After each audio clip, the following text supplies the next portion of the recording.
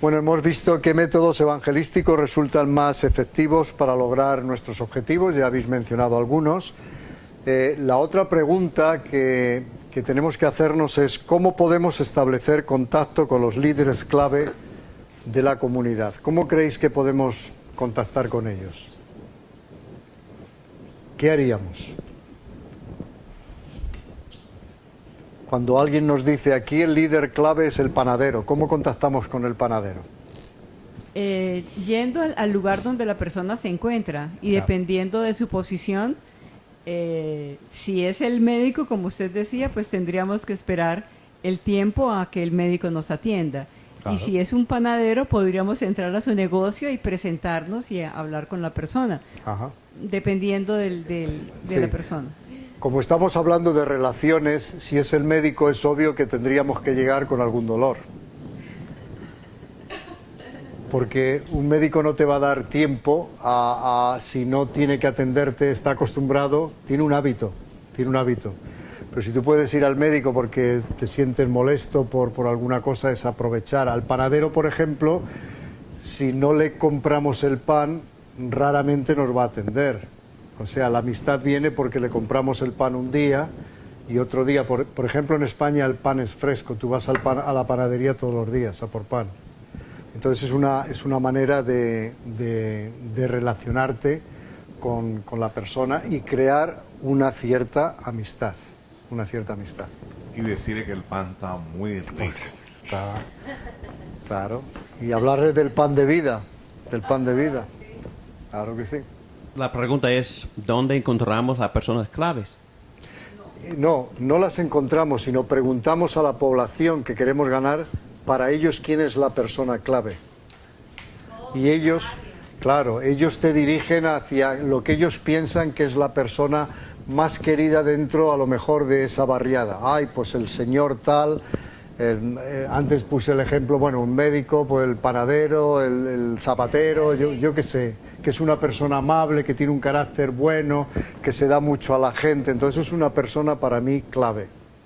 Y esa... Exacto, ya es gestionar para llegar hasta ella.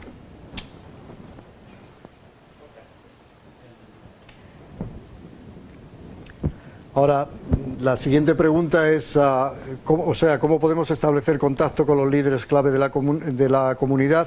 ¿Quiénes son? Eso lo averiguamos por la población. ¿Quiénes son? ¿Cómo los encontramos? Pues sencillamente yendo hacia ellos, preparamos la estrategia a ver cómo podemos acercarnos a estas personas de alguna manera. Otra pregunta es, ¿cómo podemos entrenar a los nuevos convertidos para ser testigos a sus amigos y familiares? ¿Cómo lo podemos hacer? Bueno, primero que todo tenemos que dar el ejemplo de nosotros mismos. Sí.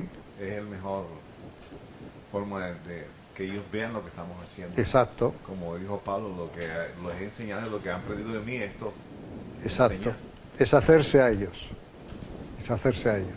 ¿No se pudiera establecer algún tipo de formato ya sencillo que no lo tuviera a las manos? Hombre, yo creo que seguro que hay maneras de hacer algo parecido y dar a la gente en este aspecto. Pero yo creo que mucho tiene que ver con la experiencia. Si yo ya he tenido una experiencia de cómo alcanzar, por ejemplo, a mis familiares, yo le estoy transmitiendo a los demás cómo hacerlo en este sentido. Si yo no he tenido una experiencia, a mí me resulta muy difícil hablar de teorías sin haber tenido una práctica en ello, ¿no? Pero me imagino que hay folletos que se han creado de cómo acercarnos a nuestros familiares, así como hay folletos que dicen cómo tratar a la gente que está enferma, tal y cual, te orienta un poquitín.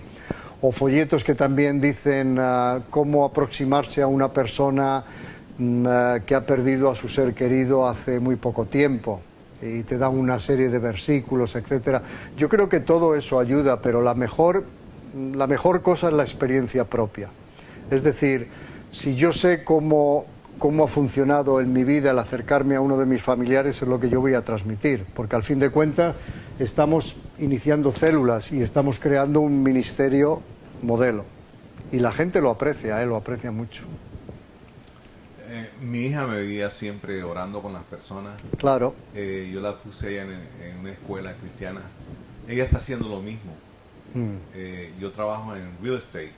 Ajá. Ellos desde pequeñitos me veían haciendo ese trabajo y ellos, los dos, hacen lo mismo que yo hago. Ya. Es verdad, es creando modelos de ministerio, ¿no? Entonces es lógico que tú les digas, miren, a mí me vino una vez alguien diciendo, Carlos, tienes que hablar con mi hijo porque se niega a leer la Biblia. Y mi pregunta fue, ¿te ve a ti leyendo la Biblia? Porque ese es el modelo que dejamos. Si no te ve a ti leyendo la Biblia, ¿cómo le puedes decir que lea la Biblia? ¿Cómo le puedo decir a mi hija que ore si nunca me ve a mí orar? ¿Entendéis? Esto es crear ministerios modelos, es decir, que vean la gente que nosotros lo hacemos, que nosotros lo vivimos, no es simplemente, como dirían en España, predicar sin dar grano, es decir, sin dar de comer en este sentido, ¿no? ¿Alguna participación más? Muy bien, la siguiente es cómo podemos comenzar a discipularlos y prepararlos para el ministerio. ¿Cómo podemos comenzar a discipularlos y prepararlos para el ministerio? Porque aquí lo que estamos viendo es discipular a los nuevos convertidos en obediencia a Cristo. Ellos tienen que aprender que les estamos discipulando en obediencia a Cristo, es decir, a obedecer lo que Cristo nos dice en su palabra. ¿Sí? Mediante clases, Claro. estudios Clases. bíblicos, temas exactamente, hablar acerca de ese tema, hablarles directamente. Temas muy concretos. Muy concretos. A veces en los nuevos convertidos, cuando tú les dices, vamos a tener una clase bíblica, usamos un lenguaje muy religioso, que ellos a veces no llegan a entender y dicen, ahora dónde me voy a meter yo, no sé cuánto, no sé qué.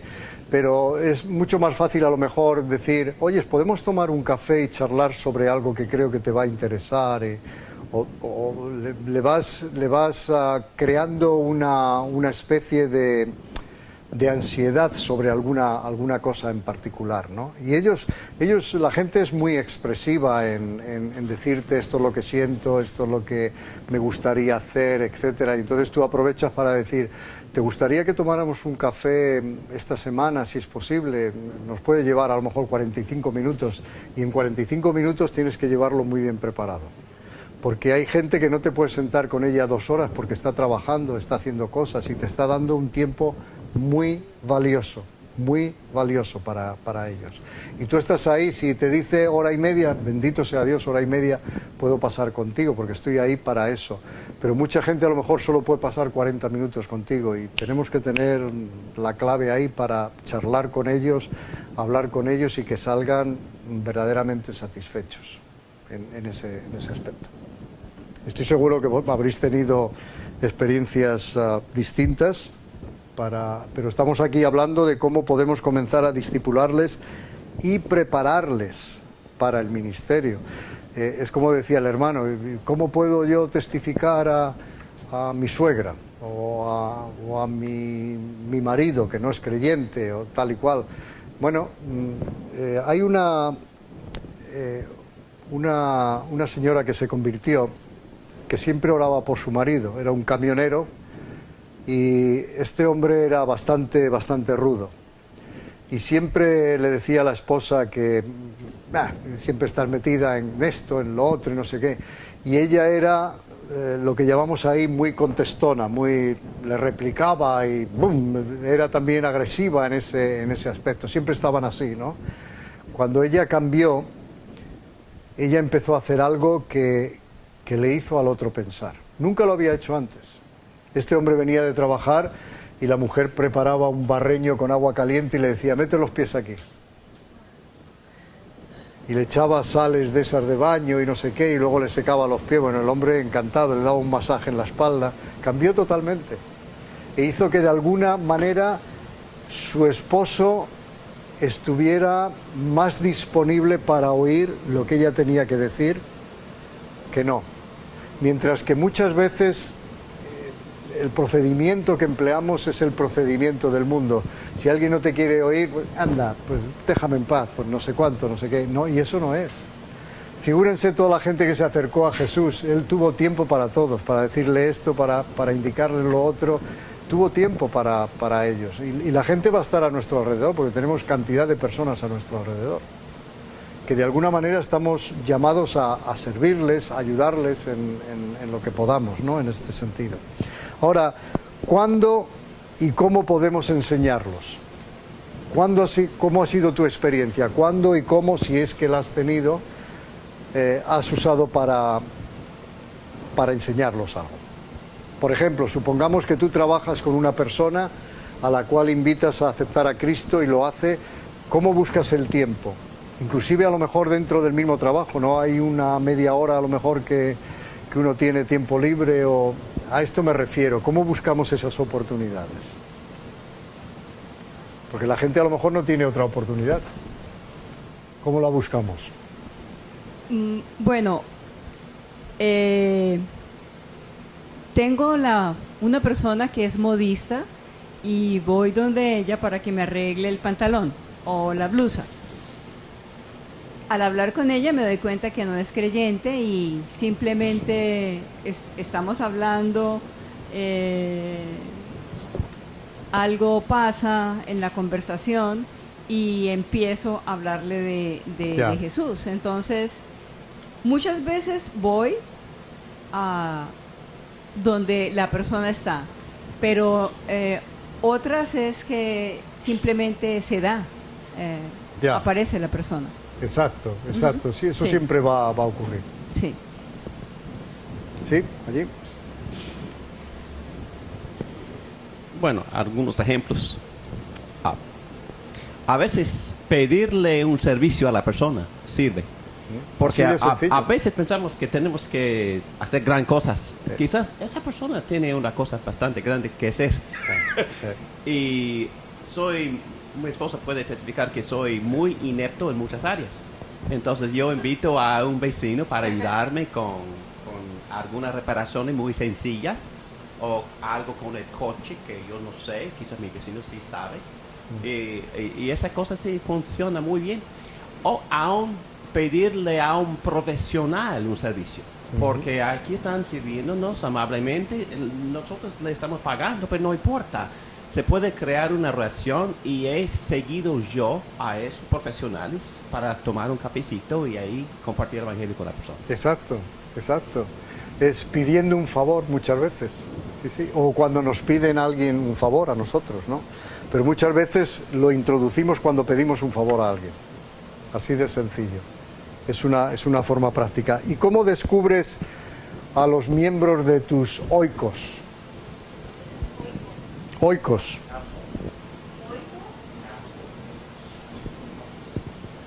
Y comienzas a evangelizarlos.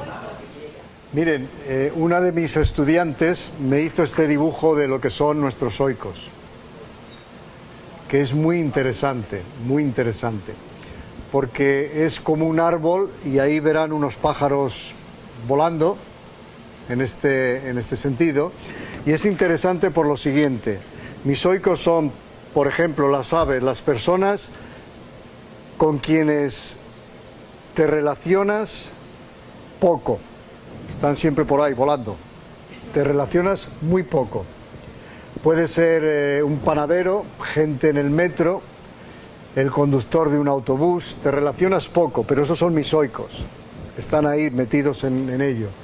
Luego tenemos las hojas de los árboles, que son las personas con quienes te relacionas mucho, pero a un nivel bastante superficial, ¿de acuerdo?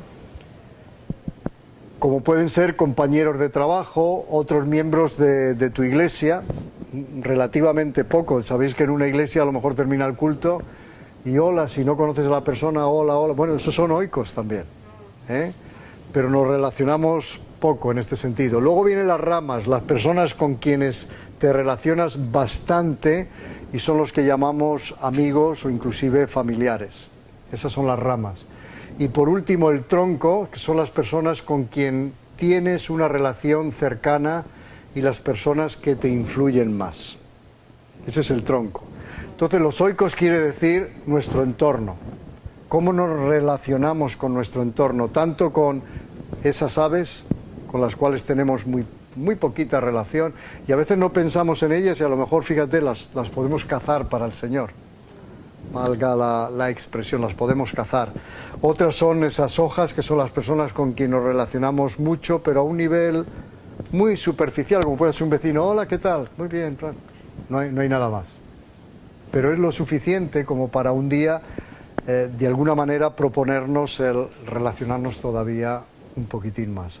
Y luego las ramas, como ya he dicho ahora, ¿cómo descubres a los miembros de tus oikos y comienzas a evangelizarlos? Esto es una pregunta para cada uno de nosotros, meditar en ella y simplemente decir, bueno, si mis oikos es todo ese entorno de personas que me rodean, me he propuesto el por lo menos pensar cómo puedo llegar hasta ellas.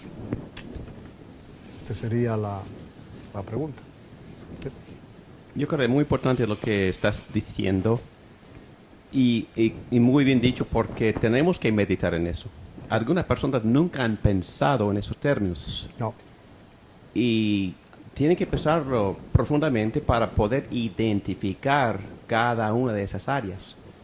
En otros términos, alguien que nos enseñó usó la terminología laguitos donde pescar. Ah, sí. Sí, o piscinas. Sí. Y puede ser el gimnasio, puede ser la playa, puede ser el recreo o el hobby. Y a veces en mi caso, no soy hombre de negocio, pero a veces intencionalmente iba a esas reuniones de los hombres de negocios para poder conocerlos, o hasta campañas políticas, solo para conocer a las personas que tenían mucho interés en esas cosas, para establecer relaciones. Entonces, a veces, para decirlo en inglés, sometimes we don't get out enough. A veces no salimos del hogar, no salimos ni de la iglesia, no salimos, pero hay que hacerlo intencionalmente y meterse quizás en esas áreas. Sí. Porque mira mismamente el ejemplo que se acaba de poner de la iglesia, donde hay muy poca comunicación, sobre todo si es una iglesia grande, menos todavía, comunicación hay. Ahora, ¿cuántas veces nos hemos propuesto el tratar de conocer a las personas que no conocemos dentro de la iglesia? Normalmente, si hay un café después de la iglesia, algunas iglesias a lo mejor lo tienen antes o después, normalmente tendemos a ir con las personas que ya conocemos. Y hablamos con ella, oye, ¿qué tal te va? Y a lo mejor hay 3 o 4 personas que son totalmente nuevas y las ignoramos. Pasa mucho. Pasa muchísimo, ¿verdad? Pasa muchísimo.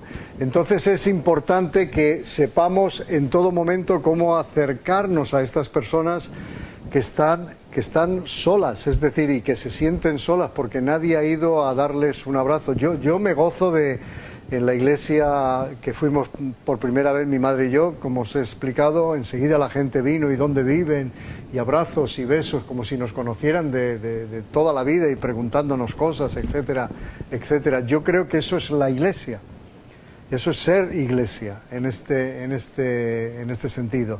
Y esto no tenemos que poner un cartelito que diga se dan abrazos libremente o gratuitos, no. Nosotros tenemos que darlos y ver que la gente desea ser atendida y tiene que ser atendida. Entonces ya podemos empezar en nuestros oikos, que puede ser la propia iglesia, donde nos vemos con cierta frecuencia, pero es como, bueno, con como no he hablado nunca, no voy a hablar, ¿no? Y a lo mejor es una persona introvertida, no es extrovertida. Claro, ese no es mi problema, a lo mejor yo soy extrovertido y si me encuentro con una persona introvertida, pues voy a ver cómo puedo mediar, cómo puedo sacarle algo de conversación, y hay muchas maneras. ¿Qué te ha parecido Bueno, a lo mejor es peligroso preguntar qué te ha parecido el sermón esta mañana. No lo sé, no lo sé, pero ¿qué te ha parecido, yo qué sé, la música, esto, lo otro? ¿Qué ha ocurrido especial esta semana en tu vida? Es decir, tratar de dar la oportunidad a que la gente se abra y hable. Esto es buenísimo. Se desarrolla, se puede desarrollar, o sea, esa habilidad, porque yo particularmente no voy, realmente no voy. Yo, cuando se abre una puerta, yo entro y trato de, pero no soy una persona de ir, o sea, y estoy aquí aprendiendo en este momento que a veces nosotros tenemos que buscar, o cuando salimos de nuestra casa tener eso en la mente. Eso se puede desarrollar, pero si uno no siente, ¿es cuestión de sentimiento o es cuestión de hacerlo o cómo? Porque a mí no me da esa deseo. Bueno, como tú, yo creo que hay muchísima gente. Yo creo que es proponerte, hoy no va a pasar, este domingo no va a pasar, al menos de saludar a 2 personas que no conozco. Es un propósito. Como una disciplina, exacto. ¿Me entiendes? Y ya verás que la primera vez que lo hagas, la segunda te va a ser más fácil. Y la tercera más fácil. Es igual que cuando yo le digo a la gente, es bueno que tengas un devocional en tu vida, un devocional diario. ¿Me entiendes? Y la gente me dice, ay, pero es que, ¿cómo hago yo un devocional? Digo, 5 minutos. Si tú le dices, hombre, pues yo paso a lo mejor un par de horas en mi devocional diario, la gente se asusta y no quiere hacer un devocional. Pero si tú le dices 5 minutos en el que tú leas un pasaje de la Biblia y oras acerca de él, la segunda vez vas a querer más, la tercera vez más, la cuarta vez más. Va progresando. Vamos a terminar con una oración. Padre, te damos las gracias que hemos podido invertir este tiempo en estudiar juntos lo bueno que tú eres, tus mandamientos, Señor, y que ante todo prefieres nuestra obediencia a cualquier otra cosa. Te damos las gracias por tus bendiciones a pesar de lo que somos. Te damos las gracias por la iglesia en las cuales nos has colocado, Señor, que sepamos ser de bendición a los demás y que tú abras caminos, como hemos visto en esta tarde y ayer, Señor, para que podamos tener un ministerio del cual tú te sientas orgulloso, porque lo que queremos es ensalzarte, lo que queremos es elevarte bien alto para que la gente te vea a ti, ya que si todos son atraídos hacia ti, es la mejor manera en que invertiremos nuestro tiempo y nuestras vidas. Ahora te rogamos que nos des un buen fin de semana y que nos lleves a nuestros hogares con bien. Te lo pedimos en el nombre de Jesús. Amén.